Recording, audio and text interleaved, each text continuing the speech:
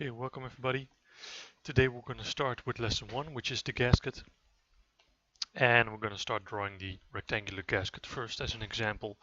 Then it's your job to create the other gaskets after this one. We're going to start by going to File and going to New. And we're going to make a new part. Now if you don't have the hand templates installed, this will look slightly different, but you can just click Part and click on OK. Then we enter the SolidWorks workspace. Now, what you can immediately see is that there's nothing in here yet. The only thing we do have on our left are 3 planes: front plane, top plane and a right plane. This is the area here which we do a lot of the feature work. In this area here we do most of the drawing work. So we're going to start, and SolidWorks always starts with a 2D sketch, which we then will convert in a 3D object. So we're going to start drawing a sketch, which we do with the sketch toolbar, which is right here. And when we're done with the sketch, we're going to go to the features, which are right here. And the features usually add third dimension, which will create a 3D part. Okay, so we're going to start by picking a plane. And we're going to start with the top plane. Now we always need to select the plane, because we always need a 2D surface in order to draw on. So once we selected the plane, we're going to go to sketch. We're going to say, okay, I want to sketch on that plane. Now we immediately get the top-down view and we can start drawing in 2D. First we're going to start drawing the outline of the gasket, and we're going to do that using the square option. We can also draw circles. We can also draw a square using nothing but lines. As you can see, it will automatically snap and make straight lines if you want to. We're not going to do that, so we're just going to select everything, click delete, and we're going to click the square option. Now if I click on the point here, you can see we have multiple options here. We can draw a square from corner to corner, from center to corner, with 3 points, 2 different ways. We can draw a parallelogram. We have multiple options. Now for now I'm going to select the center rectangle. The 0 point, which is the origin, is the start point of my sketch. This should always be your start point. The origin is very important. Every sketch needs to be defined from the origin. So if I want to move my sketch around now, I can change the dimensions, but the position, the center, is fixed. If I were to remove it, draw it again, and now we're going to draw it here. As you can see, the dimension and the position can both be changed, which is not what you want. So I want to drag the center of my newly defined square onto my origin. So always draw from the origin. That's very important. If you don't draw for the origin, your model will not be fully functional and will cause a lot of errors if you continue with your model.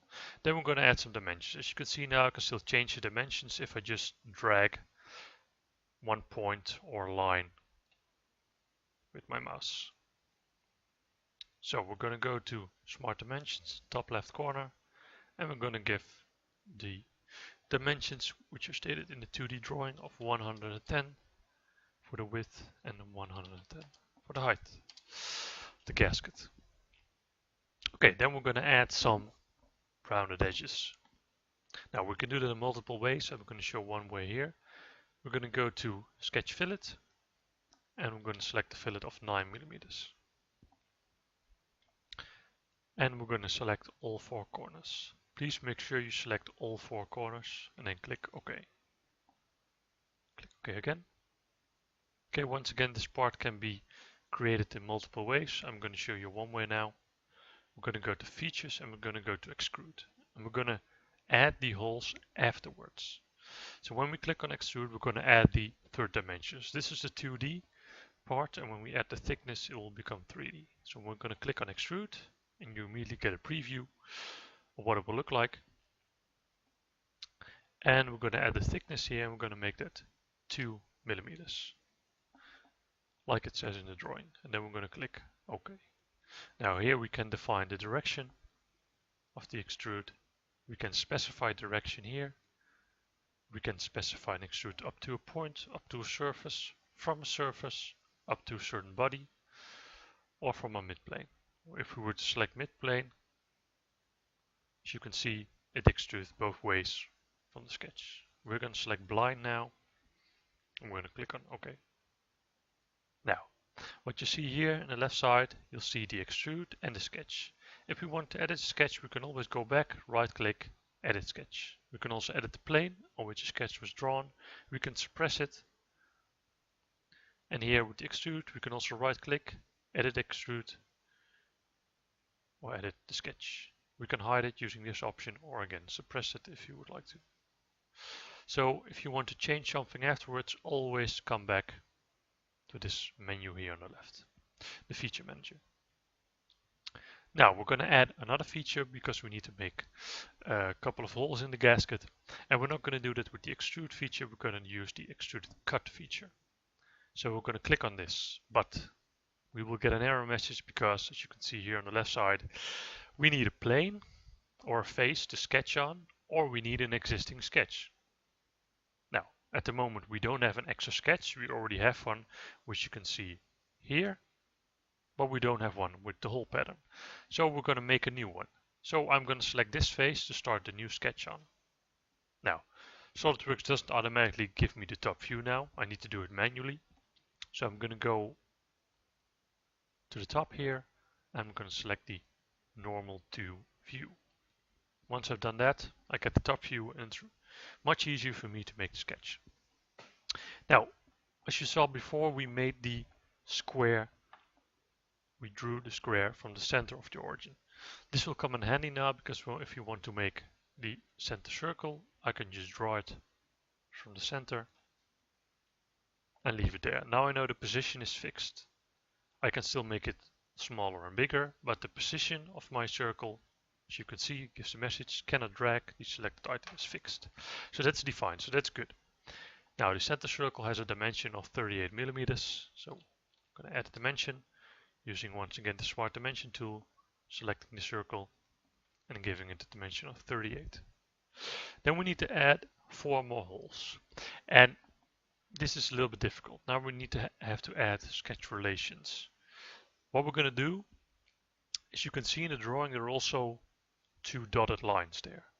We're going to add them in the drawing here as well. They're going to assist us when making those 4 holes. So I'm not going to draw a line.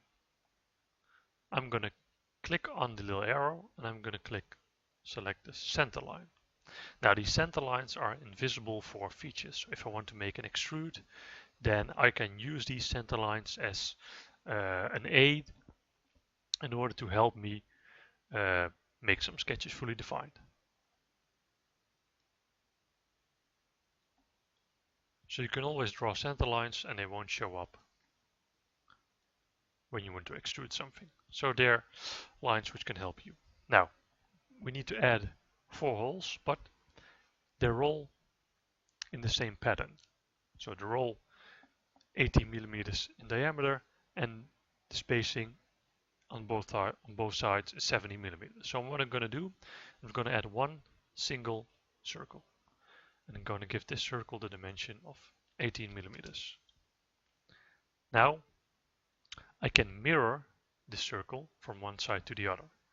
So I'm going to select mirror entities. Which entity do I want to mirror? Well, this circle. And where do I want to copy it about? Well, this line. As you can see, you automatically get a preview. Now I'm going to add the dimension.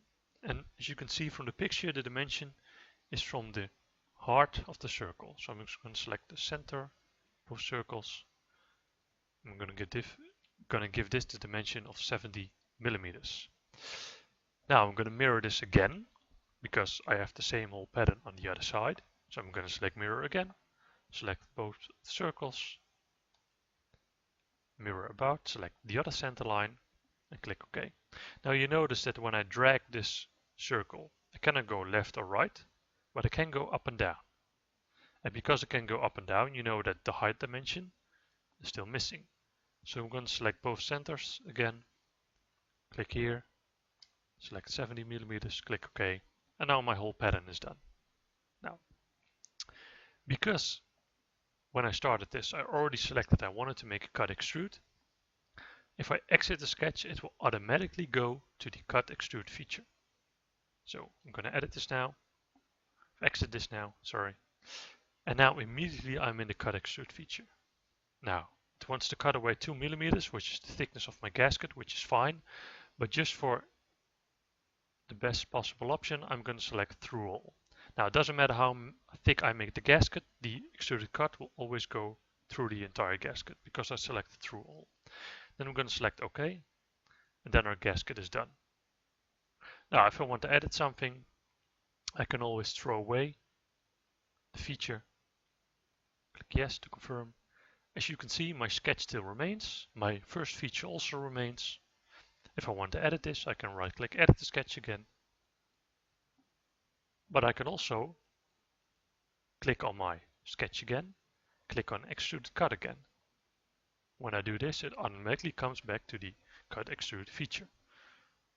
I can also, if I would want to, select the boss extrude feature and add another extrude. That's also a possibility. For now, I want to go to cut extrude again, select through all again and click OK.